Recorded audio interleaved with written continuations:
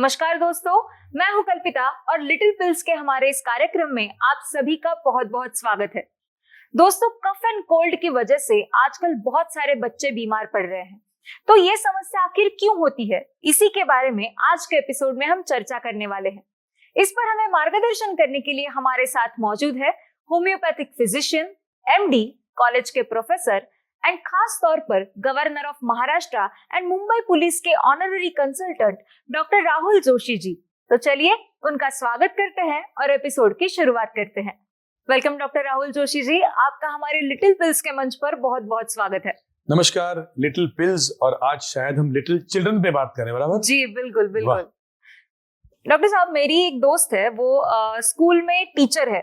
उससे मैं जब भी बात करती हूँ वो यही कहती है कि आज बहुत सारे बच्चे एब्सेंट हैं और रीजन एक ही होता है कि उसे सर्दी हो गई या फिर खांसी हो गई या फिर बुखार आ गया। तो इसी रेस्पिरेटरी इलनेस के बारे में आज हम चर्चा करने वाले हैं। क्या बात जी।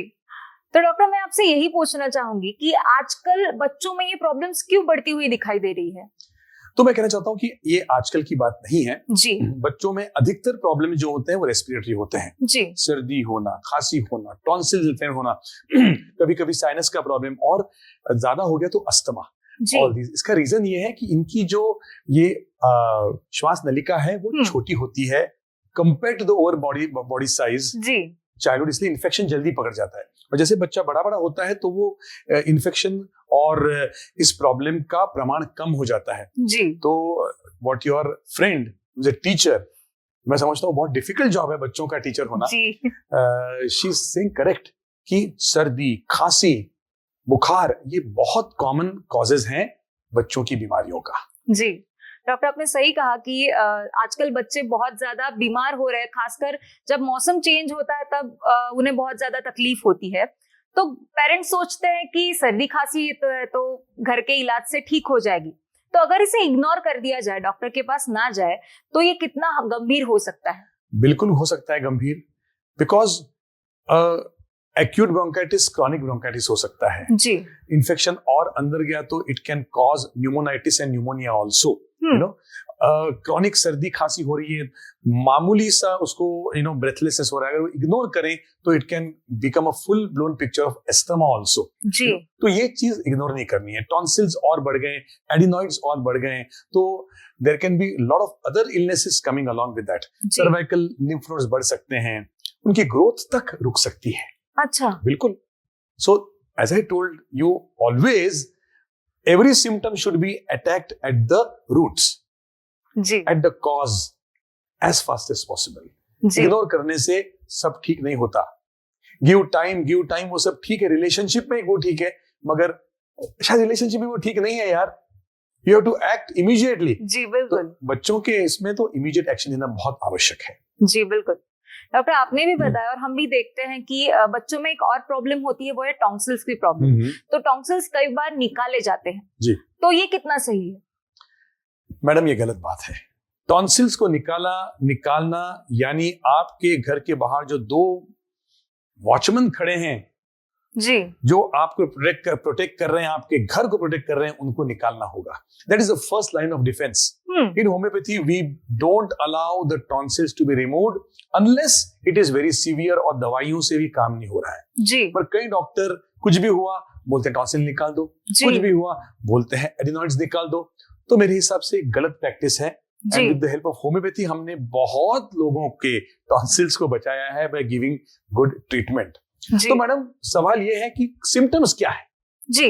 बार बार सर्दी होना, बार बार खांसी या तो वीजिंग खांसी, वीजिंग यानी छाती में भरा हुआ जैसे जी।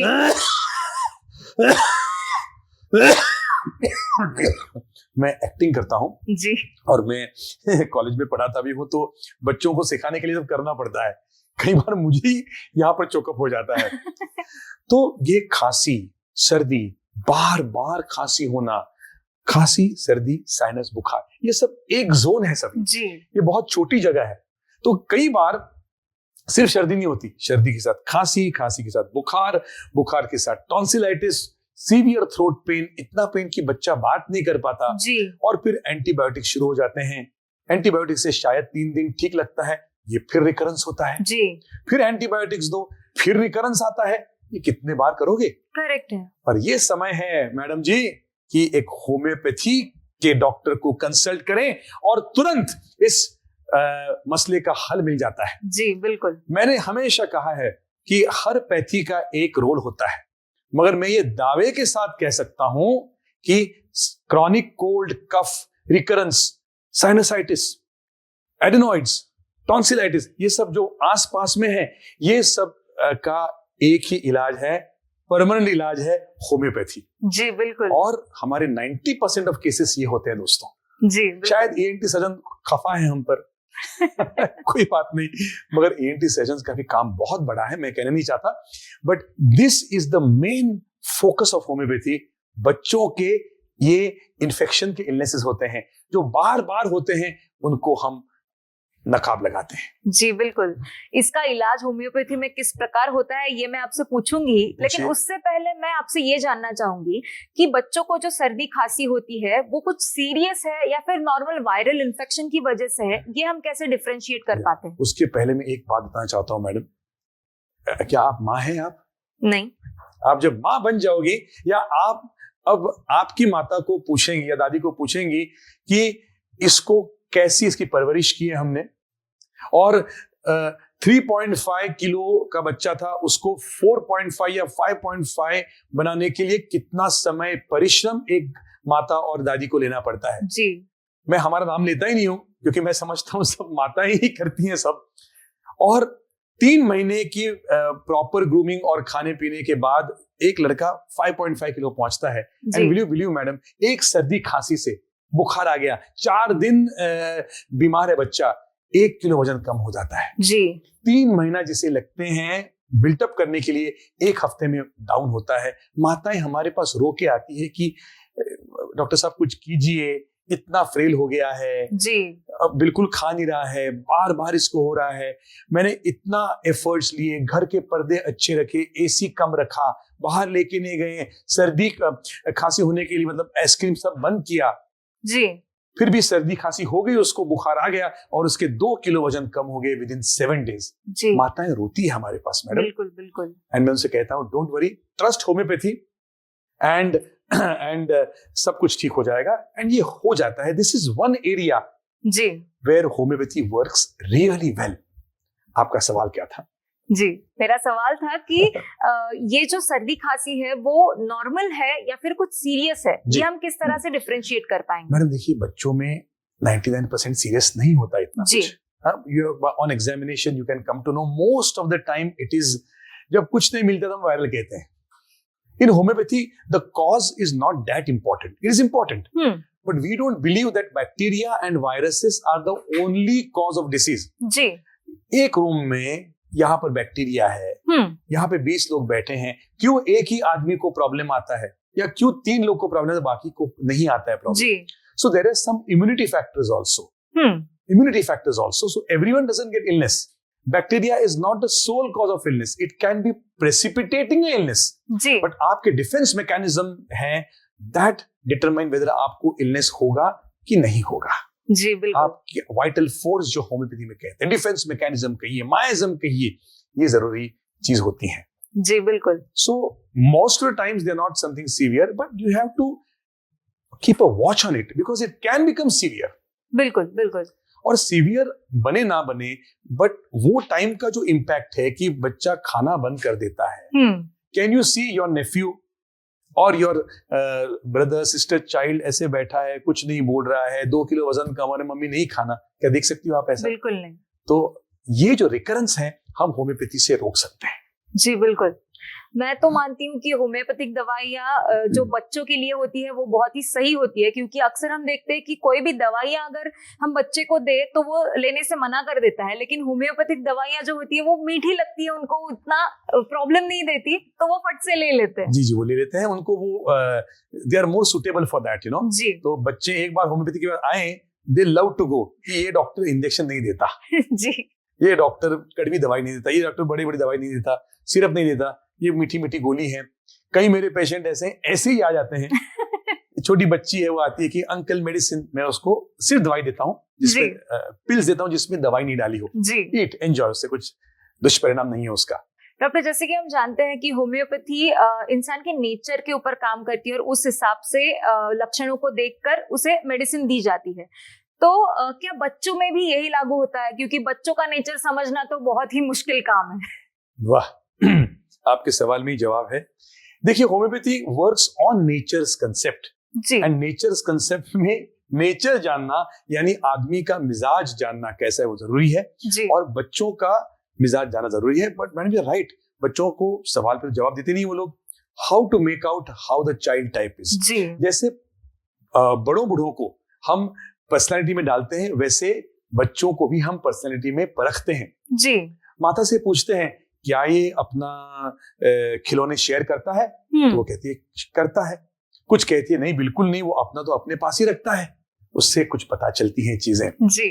फिर पूछते हैं कि अगर उसके मन के खिलाफ कुछ किया तो क्या वो एक्सेप्ट करता है कि रोते रहता है, तो माता कहती है नहीं नहीं, जैसे आप बोलो वो करता है। उसी माँ कहते नहीं, बिल्कुल नहीं, इतना जिद्दी है, इतना जिद्दी है, अगर उसको नहीं दिया वो चॉकलेट तो रोड पे बैठ जाएगा और रोने लग जाएगा। जी। तो एक ऐसा पेशेंट आया था, माता आई कि ये इतना जिद्दी है, क्या करूं मैं, रोते रहता है, अगर उसके मुताबिक ना हो तो चीज फेंकने लगता है, बाल खींचता है, मुझे भी मारता है, और रोता है मतलब कैसे, महाभयंकर, बताओ।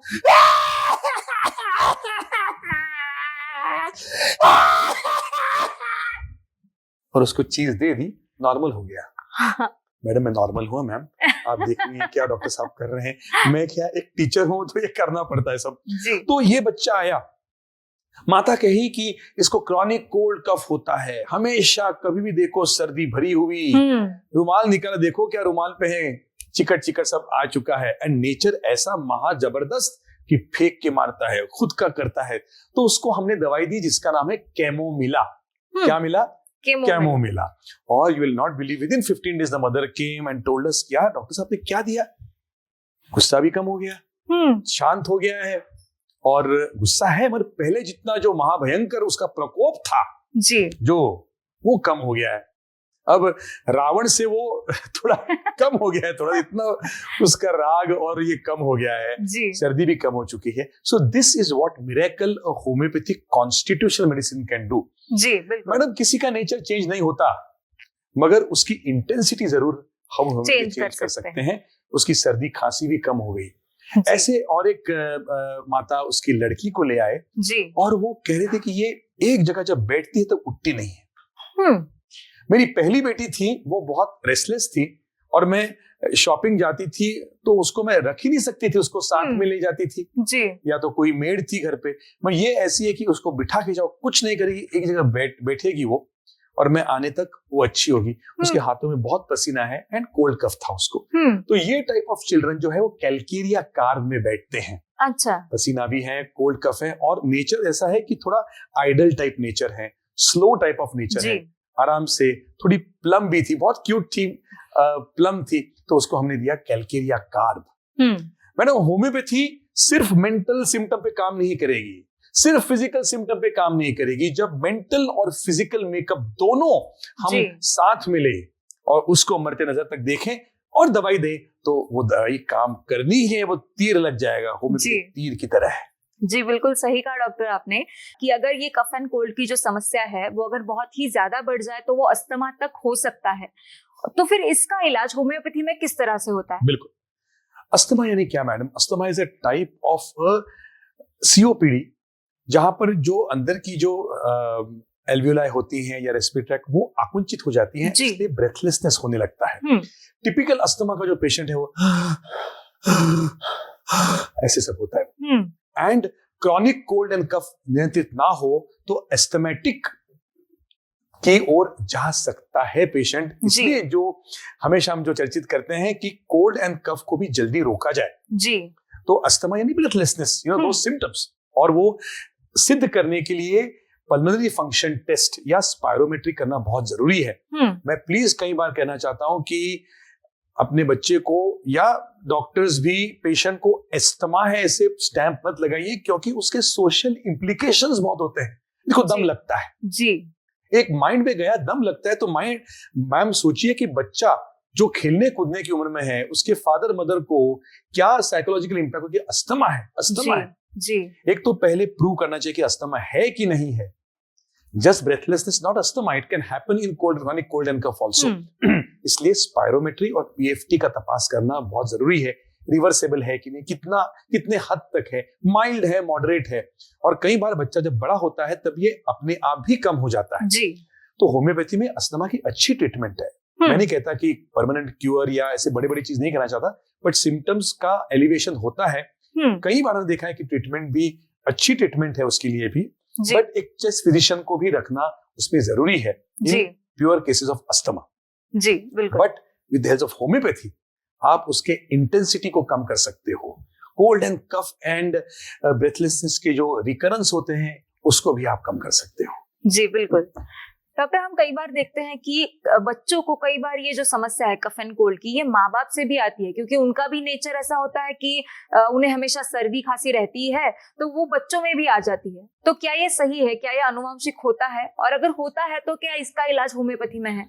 देखिए क्या है, many of the things we inherit from parents. जी. जेनेटिक लिंक नहीं होता है कई बार, बट यू डू से कि फादर मदर को या मदर को, दोनों में से एक को अगर ये प्रॉब्लम है तो बच्चे में भी आ सकती है. ये वाई ग्रैंडफादर को वो भी आ सकती है. अच्छा. ये जीन जो है वो बहुत अजीब है, वो दे आर एक लाइफ टाइम रिसर्च कर सकते हैं उसके ऊपर. तो वो हो सकता है, नॉट नेसेसरी. होना ही चाहिए. हाँ, मतलब इट्स नॉट नेसेसरी. कई बार होता है, कई बार नहीं होता. ओके, सो विथ होम्योपैथी इसका इलाज है, मगर सही दवाई के लिए मेंटल एंड फिजिकल हेल्थ यानी कॉन्स्टिट्यूशन को जानना बहुत जरूरी है. जी बिल्कुल. डॉक्टर, जैसे हमें पता है कि कोई भी दवाई तभी काम करती है जब आपकी बॉडी उसे अच्छी तरह से रिएक्ट करे, आपका खान पान ठीक हो, आपकी एक्सरसाइज बहुत ही सही हो. पर बच्चे जो है वो हम कितना भी बताएं कि ये खाना चाहिए, ये नहीं खाना चाहिए, तो वो सुनते नहीं है. तो उनके खान पान का क्या रोल होता है और हम किस तरह से उन्हें बताएं कि हमें सही चीजें उन तक, सही पोषण पहुंचा सके? आपने शायद एक वर्ड सुना होगा, बालहट. जी. बालहट के आगे क्या है बताइए आप? बालहट तो कुछ, you can not do anything about it. जी. उसको आप जबरदस्ती कह नहीं सकते. जबरदस्ती कहें तो वो डबल रिएक्ट करेगा. पापा कह रहे हैं, मम्मी कह रहे हैं, मैं खाऊंगा ही. उसको जेंटली कहना चाहिए कि बेटा आपको ठीक होना है ना, ठीक होना है तो हर बार फ्रिज का पानी मत पियो, हर बार आइसक्रीम मत खाओ. चलो आइसक्रीम खाना है आपको, मैं आपको ले चलूंगा, मैं दोस्तों के साथ, मत खाओ, I will take you. Ice cream बंद नहीं कर सकते, कुछ चीजें बंद नहीं कर सकते. बच्चों को प्यार से ही समझाना है. मगर मैं ये भी कहता हूं इसके आगे मैडम, कि अगर सही होम्योपैथिक मेडिसिन लग गई, रूट पे लग गई जी, एक्शन चालू हो गया, तो ऐसे कई पेशेंट्स हैं जो ठीक होते हैं और वो आइसक्रीम खाना भी शुरू करते हैं, फिर भी उनको टॉन्सिल्स या सर्दी खांसी नहीं होती. तो ये लेवल है होम्योपैथी का. मैं हर बार नहीं कहूंगा, मगर this is one place where homeopathy has its efficiency. जी बिल्कुल. पता है रीजन क्या है? क्योंकि homeopathy medicine is acts on purity. और बच्चे इतने प्योर होते हैं, मन से, तन से, सब कुछ. आत्मा तो एक ही है. इसलिए homeopathic medicine act much better on children. इससे और एक चीज जाहिर होती है मैम जी, जो कहते हैं ना बड़ों में होम्योपैथी प्लेसिबो इफेक्ट है. प्लेसिबो यानी कुछ दो मत दो, ठीक होने वाला ही है. क्योंकि कुछ खाया, इसलिए मानसिकता होती है कि ठीक लगता है. तो फिर अगर ये ट्रू हो तो बच्चों में होम्योपैथी क्यों काम करती है? बच्चों को तो कुछ ज्ञान ही नहीं है. जी. एनिमल्स में होम्योपैथी क्यों काम करती है? प्लांट्स में होम्योपैथी क्यों काम करती है? ये तीन चीजों का यही इन्फरेंस है, कंक्लूजन है कि homeopathy is not just placebo. बच्चों में काम करे, बच्चों को क्या ज्ञान है? बिल्कुल. Homeopathy is a deep acting science, और सही तरह उसका इस्तेमाल करें तो जड़ से डिसीज को मिटाती है. जी बिल्कुल. डॉक्टर साहब, आपका इतने साल का एक्सपीरियंस है, आपके पास तो बहुत सारे बच्चे आते होंगे कफ एंड कोल्ड की प्रॉब्लम्स को लेकर, तो आपकी अगर एक केस स्टडी आप हमसे शेयर कर पाए तो हमें अच्छा लगेगा. बिल्कुल. वैसे तो केसेस तो बहुत है. आज भी शाम को जाऊंगा क्लिनिक में, तब ये पेशेंट्स ज्यादा ही होंगे. सर्दी खांसी जी. एक मनवीर नाम का मेरा पेशेंट है, वो अब शायद दिखता होगा. I think he must be 16-17 now. आया था 10 साल पहले, chronic cold and cough. Gujarati patient है. कहता था मम्मी परेशान, डैडी परेशान. डैडी परेशान नहीं होते, मम्मी ज्यादा परेशान. मेरे दोस्त मारने वाले मुझे। मम्मी कहती थी डॉक्टर साहब શું કરું, એવરી 4 ડે ને શરદી ખાંસી થાય છે, કન્ટિન્યુઅસ ખાંસી કરે છે, અસ્થમા જેવું સિમ્પટમ્સ છે, ઓલ ધ ટાઈમ ઇઝ વીઝિંગ અને હી ઇઝ નોટ ઈટિંગ, સ્કૂલમાં એબ્સેન્ટી થઈ જાય, chronic cold and all that. मैं थक चुकी हूँ, बहुत डॉक्टर के पास चली गई मैं, फिर मैंने नाम सुना आपका, होम्योपैथी काम करता है, प्लीज कुछ कीजिए। मैंने कहा ठीक है, मैं भाभी जी मैं कोशिश करूंगा। कोई भी डॉक्टर कंक्लूसिवली कह नहीं सकता, हम कोशिश करेंगे, राइट जी। हमने उसको दवाई दिया, constitutional medicine, I think calcarea phos नाम की दवाई दी। कैलकेरिया फॉस जो पेशेंट होता है वो रेस्टलेस होता है, होशियार बच्चा होता है, एक जगह दिखेगा नहीं, पहले जाएगा लाइट लगाएगा, हमको टेंशन, जो भी करना है करो बट लाइट लगा, टेंशन आता ना, वो इलेक्ट्रिसिटी है। फिर जाएगा डॉक्टर से मिलेगा, फिर पानी पिएगा, फिर कंपाउंडर के पास जाएगा, ये क्या है, वो क्या है, आंसू छे, ये क्या है। तो वो देख के मैंने डिसाइड किया यार ये चाइल्ड बहुत इंटेलिजेंट है, रेस्टलेस है, तो हमने उनको कैलकेरिया फॉस नाम की दवाई दी and believe me within 1 month he felt better. आज भी वो आते हैं, not so regularly but they have sent so many patients कि भाई सर्दी खांसी ये चीजों के लिए होम्योपैथी काम करता है, तो we are in a good zone now, patient feel better. जी बिल्कुल। मैडम जब कॉलेज में जब होते हैं हम तब 3 चीज हम सुनने चाहते हैं, माफी चाहता हूं, 3 from someone whom you like. वो वर्ड क्या होता है, आई लव यू, बराबर है। मगर आप जब डॉक्टर बनते हो तब आपको 3 चीज सुननी है, क्या, मुझे अच्छा लग रहा है जी, आई एम बेटर। डॉक्टर के लिए इन 3 शब्दों से अलावा कुछ नहीं है, आई एम बेटर, बस हमने दुनिया जीत ली। जी बिल्कुल। डॉक्टर साहब आपने बहुत ही अच्छी जानकारी हमें दी। मैं चाहूंगी कि जाते जाते आप हमारे दर्शकों को कुछ मार्गदर्शन करें, कुछ सलाह दें। मैं क्या सलाह दूं, इतना कहता हूं कि भाई बच्चों को ज्यादा एडवाइस मत करो, वो सुनेंगे नहीं आपको, ज्यादा आप उनके पीछे पड़ेंगे तो वो भाग जाएंगे and unnecessary they will go in a start hitting parents. जी, उनको जो समझाना है प्यार से समझाओ, नंबर 1। नंबर 2 कि ये मत खाओ, वो मत खाओ, वो मत खाओ, कम करना है। Unless you have a identified allergy कि भाई इससे इसको ये होता है, identified allergy with some test की वजह से, तो ही वो चीज आप बंद करें। ओवरऑल उसकी इम्यूनिटी बढ़ाने के लिए च्यवनप्राश हर रोज दें, वॉकिंग करें, एक्सरसाइज करें, ताकि he will be fit all the time. और मैं ये समझता हूं कि आध्यात्मिक बल बहुत जरूरी है। आप कोई भी मजहब के हो, कोई भी समाज के हो, आध्यात्मिक बल होना बहुत जरूरी है। तो बच्चों को स्टार्टिंग से वो आध्यात्मिक बल दीजिए, वो मैं टिप दूंगा। और क्या कहूं, कलर्ड चीजों जो होती हैं, आर्टिफिशियल चीज जो होती है, वो अवॉइड करना चाहिए। यू नो, बच्चों में खासकर इट इज नॉट गुड। रंग आर्टिफिशियल अवॉइड कीजिए, जितने ऑर्गेनिक फूड आप लेंगे उतना अच्छा होगा। मगर मैडम मैं एक बात कहना चाहता हूँ, बच्चों को टफ बनाइए थोड़ा सा, that is very important because ये लिंक्ड है इससे। बिल्कुल बिल्कुल। और कुछ एक गाना गाने की इच्छा है मैम। बिल्कुल सर, बिल्कुल, जरूर। देखिए ये हम सांस अंदर ले रहे हैं, रेस्पिरेशन का है, इसलिए सब सांस पूरे बॉडी में प्राणवायु लेके जा रही है। तो जीवन क्या है पता है आपको, झूम ले, हंस बोल ले, प्यारी अगर है जिंदगी, सांस के बस एक झोंके का सफर है जिंदगी, झूम ले, हंस बोल ले। मैडम क्या पता है आपको, जब बच्चा पैदा होता है तब पहले सांस लेने से उसकी लंग्स भर जाती है, छोटी होती है, भर जाती है, और ये लंग्स उसको लाइफ टाइम के लिए पूरे बॉडी को ऑक्सीजन देती हैं। जी, तो देखिए कितना महत्व है इस प्राणवायु का। बिल्कुल बिल्कुल सही कहा डॉक्टर आपने। थैंक यू सो मच, आपने अपना कीमती समय निकाला और आप यहाँ पर आए, हमें इतनी अच्छी जानकारी दी, इसके लिए आपका बहुत बहुत शुक्रिया। नमस्कार दोस्तों, अब अपनी होस्ट और दोस्त कल्पिता को इजाजत दीजिए। फिर मुलाकात होगी लिटिल पिल्स के अगले एपिसोड में एक नए विषय के साथ। तब तक अपना ख्याल रखिए।